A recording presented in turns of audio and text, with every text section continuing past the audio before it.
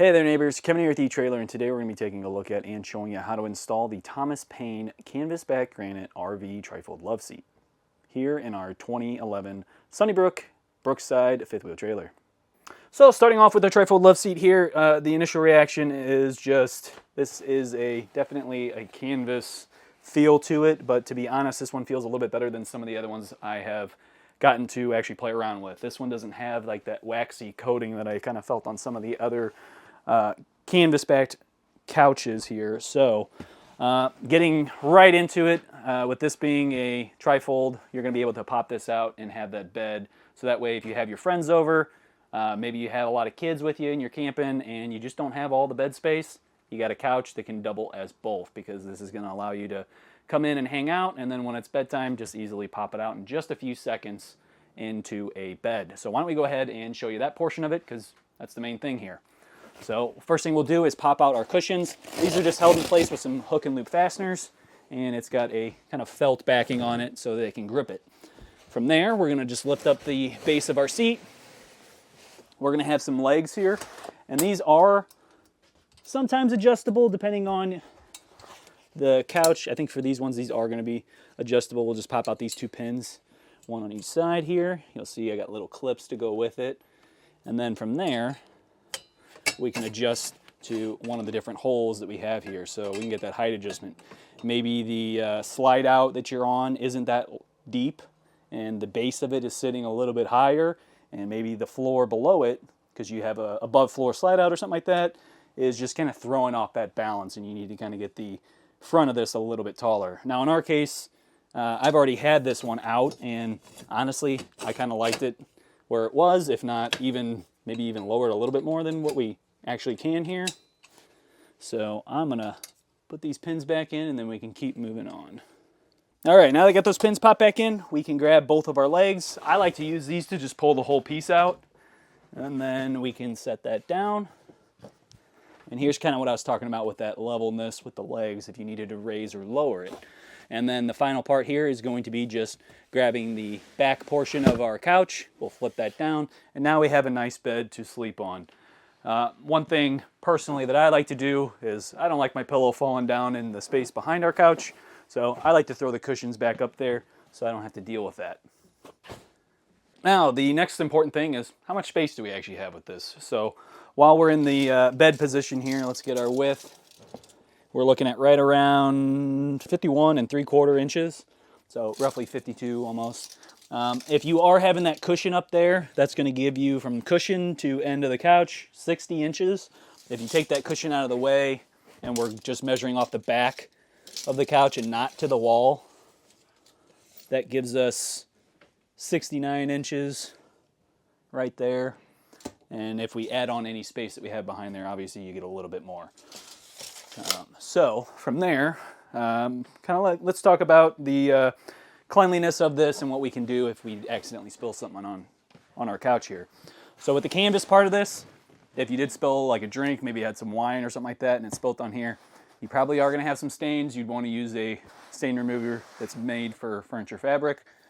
For the section right here where it has more of that pillowcase kind of material, this one you can actually remove, but to do so, you're going to have to pop out two more of those pins like we showed you with the legs.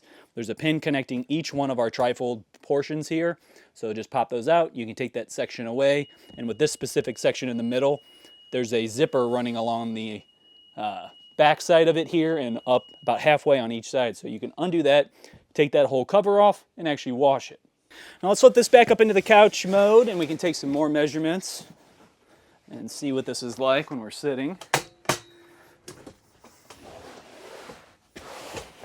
All right, now for those of you who have a shorter hip to knee ratio here, the depth is going to be kind of important. You don't want to feel uncomfortable on the couch and feel like your knees are sitting way back here and you can't have your feet actually touch the floor. So going to the back of the couch, to the edge of our seat, we're sitting at right at 27.5 inches. If you have the cushion in place and we don't really push back on the cushion, that's putting us right around 21, maybe a little bit under, like a 1/4 inch under that, so 20 3/4. Just to call it safe, but obviously if you start pushing in, that's going to add a little bit more to it. All right, so next measurement here is going to be our vertical height. Now this is including the feet. The feet are going to make up about 3 inches. So if you took the feet off, obviously this is going to sit a little bit lower for you.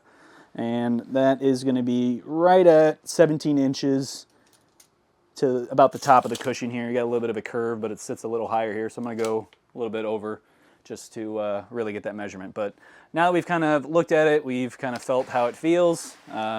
Honestly, in my opinion, I do like this one a lot more than some of the other ones. Kind of like I was talking about before, where some of the other canvas ones had that like waxy feel to it, which may just be a preservative to kind of keep it good while it's in shipping up until you get it. So that way you're getting a nice, clean, fresh couch. So with all that being said, why don't we show you how we got it installed. So right now we have the base of our couch. I've got a second set of hands here with Tom, and he's going to help me lift this into our trailer. Now our trailer door is a 28-inch opening, and we still got plenty of space side to side here, but I do not have the feet on. So I don't recommend putting those feet on until you actually get this inside of your trailer. Now I'm going to be tilting this so that the back is facing down, and then I'm going to keep one hand on the top here since this is a sleeper sofa, and this will want to kind of fall out on us. So you do need to make sure that you have a good hold on this as you're carrying it into your trailer. So we have our base in place now. We have our back right there and our 2 cushions. Next step is going to be assembling it all. So first thing you're going to want to do is get all of your hardware that's already in the frame. I've already done so, but I want to show you exactly where that is. So if you lift up on the base, you can kind of pop that out, and you can see that frame over there. There's 2 holes on each side. This hardware is going to be just sitting inside there. Like I said, I've already popped it out just to save time here. And from there, now we can throw on our legs. So we'll want to lift this up. I try to kind of only do it at a little bit of an angle because, like I said, when we were bringing this in, this whole piece will want to kind of flop out on you. You don't really want that to happen. So unless you can kind of set something else up against it, I might actually do that myself. Just push it closer to our wall so that way it doesn't go too far. There we go. And now it's been kind of a toss-up of whether or not we have hardware included with our kits. So from what I've seen so far, the majority of them are not going to come with any kind of hardware. So I picked up some number 10 3-inch long screws, and I've just been shooting 2 of those through each one of our feet into the wood that's right here. So you can kind of see this is the edge of it. We've got a nice chunk of wood right here to actually drill into. If you go too far, there's nothing right here in between those 2 corners. So just make sure that you are getting into the wood with that, so that way it's nice and secure.